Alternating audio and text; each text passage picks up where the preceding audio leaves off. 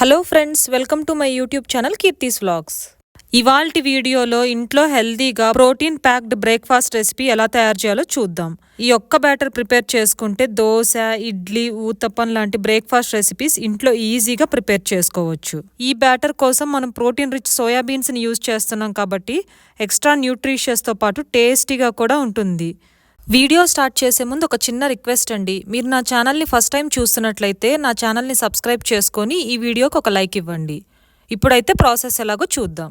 ముందుగా batter preparation కోసం మినపప్పును 1 cup తీసుకోవాలి. నేను ఇక్కడ కొద్దిగా పొట్టు మినపప్పును కూడా యూజ్ చేశానండి. మీరు కావాలనుకుంటే పొట్టు మినపప్పును స్కిప్ చేసి మనం రెగ్యులర్గా యూజ్ చేసే మినపప్పుని దోశ బ్యాటర్కి యూజ్ చేయొచ్చు. ఇందులోనే ఒక 2 కప్పుల బియ్యాన్ని యాడ్ చేసుకుంటున్నాను. అలాగే ఒక 1/2 కప్ సోయాబీన్స్ని యాడ్ చేసి 1 టీ స్పూన్ మెంతుల్ని కూడా యాడ్ చేసి శుభ్రంగా వీటిని ఒక 2-3 సార్లు కడిగి ఒక 6 నుంచి 8 గంటల పాటు నానబెట్టుకోవాలి, లేదా ఓవర్ నైట్ నానబెట్టుకోవాలి.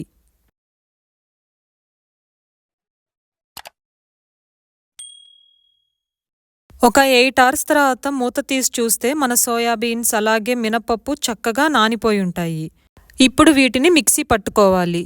దీనికన్నా ముందు అటుకులు నానబెట్టుకోవాలి. దీనికోసం నేను అటుకులు ఒక 1/2 కప్ తీసుకొని ఈ అటుకులు మునిగే వరకు కొద్దిగా వాటర్ని యాడ్ చేసి పక్కన పెట్టుకోవాలి. అటుకులు నానటానికి పెద్దగా టైం పట్టదు కాబట్టి మిక్సీ పట్టడానికి ముందుగా నేను అటుకులు నానబెట్టుకుంటున్నాను. అటుకులు పూర్తిగా నానాక ఇవన్నీ ఒక మిక్సీ జార్లో కానీ లేదంటే గ్రైండర్లో కానీ వేసి మెత్తగా గ్రైండ్ చేసుకోవాలి. మన ఛానల్లో already healthy dosa, idli recipe videos ఉన్నాయండి. నేను డిస్క్రిప్షన్ బాక్స్లో లింక్ ఉంచుతాను, ఖచ్చితంగా వాటిని కూడా చెక్ చేయండి. నేను తీసుకున్న క్వాంటిటీకి 2 బ్యాచెస్గా మిక్సీ పట్టుకున్నానండి. ఇలా మిక్సీ పట్టుకున్న బ్యాటర్ని ఒక బౌల్లోకి ట్రాన్స్ఫర్ చేసుకొని మినిమం ఒక 8 అవర్స్ పాటు ఫర్మెంట్ చేసుకోవాలి.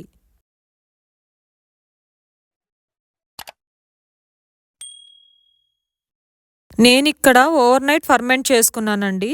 ఇలా పక్క రోజు మార్నింగ్ మూత తీసి చూస్తే చక్కగా ఫర్మెంట్ అయి ఉంటుంది.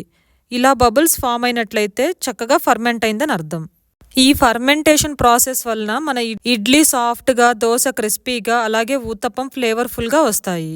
ముందుగా ఇడ్లీ ప్రిపేర్ చేసుకుందాం. మన బ్యాటర్లో కొద్దిగా వేరే బౌల్లోకి ట్రాన్స్ఫర్ చేసుకొని ఇందులో కొద్దిగా సాల్ట్, అలాగే అవసరం అనిపిస్తే కొద్దిగా వాటర్ని యాడ్ చేసి ఒకసారి మొత్తం చక్కగా కలుపుకోవాలి. ఇడ్లీ కోసం మన బ్యాటర్ అనేది కొద్దిగా థిక్గా ఉండాలండి. అంటే థిక్ కన్సిస్టెన్సీలో ఉంటే మన ఇడ్లీలు అనేవి సాఫ్ట్గా, స్పంజీగా వస్తాయి. ఇప్పుడు స్టవ్ ఆన్ చేసి స్టీమర్లో కొద్దిగా వాటర్ని యాడ్ చేసి మరగనివ్వాలి. ఇప్పుడు ఇడ్లీ ప్లేట్స్ని ఆయిల్తో కానీ గీతో కానీ గ్రీస్ చేసుకొని ఇప్పుడు ఈ బ్యాటర్ని ఇడ్లీ మౌల్డ్స్లోకి ట్రాన్స్ఫర్ చేసుకోవాలి. ఇప్పుడు ఈ ఇడ్లీ ప్లేట్స్ని స్టీమర్లోకి యాడ్ చేసి ఒక 10 to 15 మినిట్స్ పాటు మీడియం ఫ్లేమ్లో స్టీమ్ చేసుకోవాలి.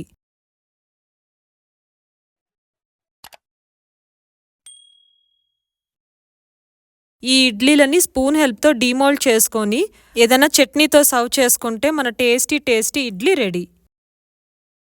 ఇప్పుడు దోశ ప్రిపరేషన్ కోసం కొంచెం బ్యాటర్ని తీసుకొని ఒక బౌల్లోకి ట్రాన్స్ఫర్ చేసుకోవాలి. ఇందులోనే కొద్దిగా వాటర్, రుచికి తగినంత సాల్ట్ని యాడ్ చేసి ఒకసారి మొత్తం చక్కగా కలుపుకోవాలి. అంటే ఈ బ్యాటర్ గట్టిగా కాకుండా, పల్చగా కాకుండా ఇలా దోశ బ్యాటర్ కన్సిస్టెన్సీ వచ్చేదాకా మిక్స్ చేసుకొని ఇప్పుడు మనం దోశలు వేసుకోవాలి. ఇప్పుడు దోశ ప్యాన్ తీసుకొని ప్యాన్ కొద్దిగా వేడయ్యాక లైట్గా ఆయిల్తో గ్రీస్ చేసి బ్యాటర్ని దోశలాగా వేసుకోవాలి.